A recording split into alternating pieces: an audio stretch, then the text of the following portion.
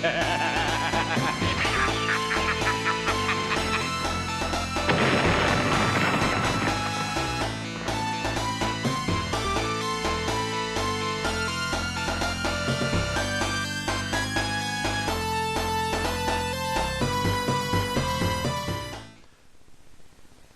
everybody, Blugoblin here. Welcome to my comic book review for this week in March 2010.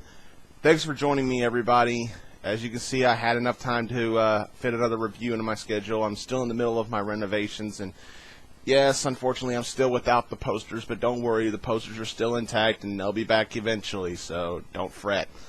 I got 8 books to review, so let's just go ahead and get started. We're going to start things off with Amazing Spider-Man 626. This is a new start in the a new chapter starting in the Gauntlet with a new Scorpion, which I don't mind. You know, they're excuse me, being a female Scorpion. It's you know, Fred Van Lente, he can write a decent Spider-Man story, and the artwork was okay. I gotta disagree with Mark a little bit. I like the artwork. The artwork was just fine for me. However, I would suggest to you, the viewers, when you buy this book and when you read it, try your best to judge it as its own book. Do not try to compare it to 625, because if you try to compare this to 625, it's not going to compare, because 625 was clearly better than this one. I'd say go ahead and get it. Just like I said, just judge it on its own, and I think you'll be happy. This is one I've been waiting on, Uncanny X-Men 522. Matt Fraction, I know I've been hating on you here lately. I certainly know Craig has been hating on you here lately. Yeah, Craig, I'm talking to you. Big whoop. Want to fight about it? But, yeah, I gotta say, it's good to see that Greg Land is finally not doing any artwork for Uncanny X-Men, and I didn't want him to do artwork for this particular issue. I'm sure it's not that much of a spoiler. I guess you can already tell by the cover and by the way they've been hyping it on Marvel.com and everything.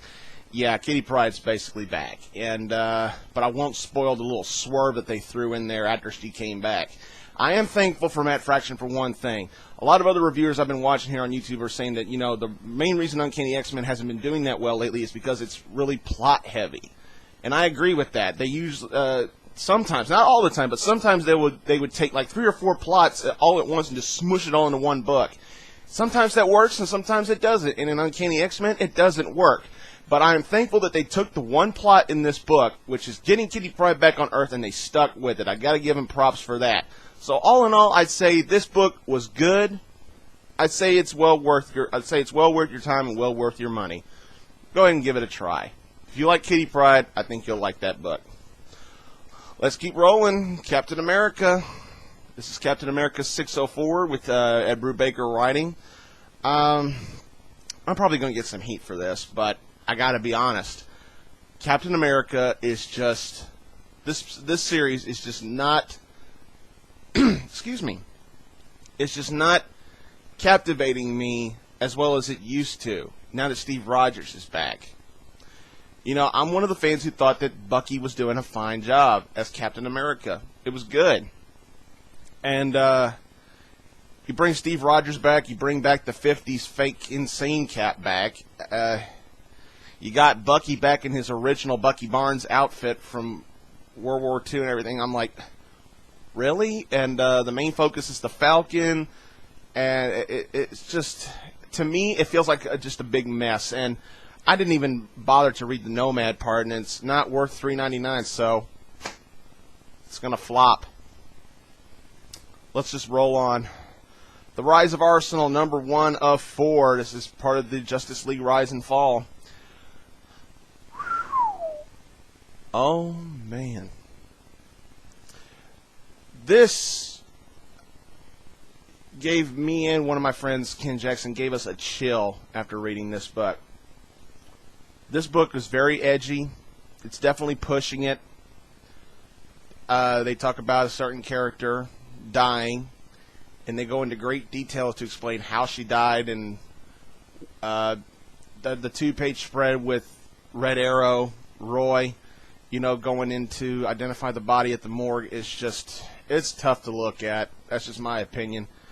And, both me and my friend Ken agreed that after reading this, we certainly understand why Green Arrow did what he did in the Rise and Fall special a couple weeks ago. I can certainly understand why, and I can say for certainty, I damn well don't blame him.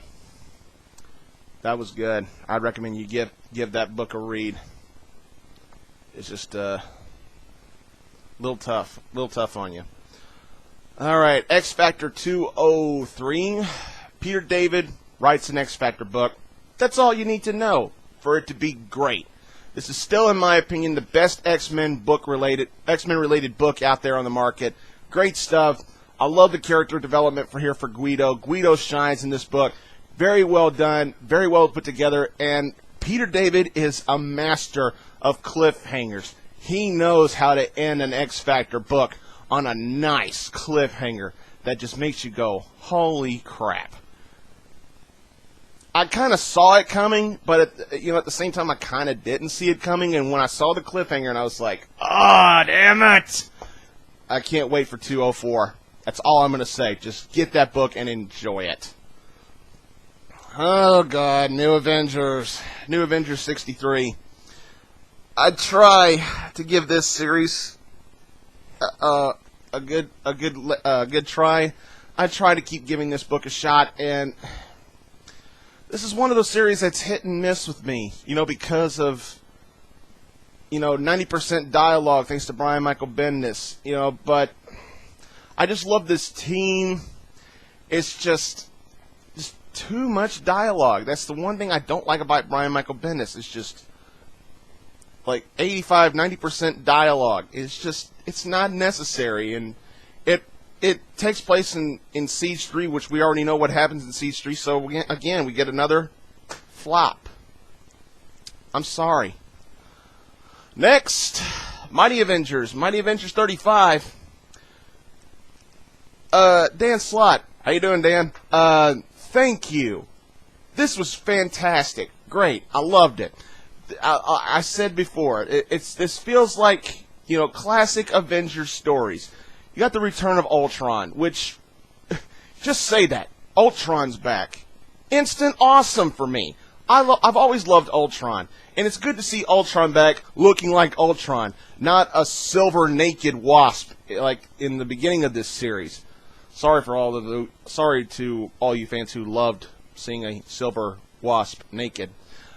But that's not Ultron for me. The Ultron in this book, now that's Ultron. And this is the way an Avengers book needs to be written. Dan Slott does a fantastic job, especially with everything. You really got to feel for Hank Pym, even though he has a bit of an ego on him. And he always has, and he always will have that ego. That's part of his character. It really shines. It's a good book. Go pick it up. We're going to end this with my pick of the week. Were you expecting someone else? This is Green Lantern 52. I got to tell you, that cover is just awesome. Doug Mahnke really knows how to draw. Hold it up real good for y'all. Yeah, this book was fantastic. Jeff Johns, you should be owning DC Comics right now. Very, very well done, very well put together. There's no slouching. It takes place immediately after what happened in Blackest Night 7. And there's so many swerves, so many twists, so many, oh, you think this is going to happen? No, that's going to happen. No, that's going to happen. There's a lot of moments like that. It mainly focuses with Sinestro, what happens to him or what doesn't happen to him, but then again, it kind of does happen, and then there's like a 2-page spread involving Sinestro with all these colors and everything. I'm not going to fully spoil it, but it's just beautiful artwork, beautiful writing, beautiful everything. This was a fantastic book, a well-deserved addition to your Green Lantern collection, I'd say. Do not hesitate to buy this book. It's only $2.99. You're certainly getting more than your money's worth with that. Well, that's all I got for this week. Thanks for watching, everybody. Don't forget to subscribe if you haven't done it already. Remember to keep up with all my reviews, whether it be here on YouTube, Facebook, Twitter, or on comiccrazyreviews.webs.com. And until next time, everybody, I'll see you later.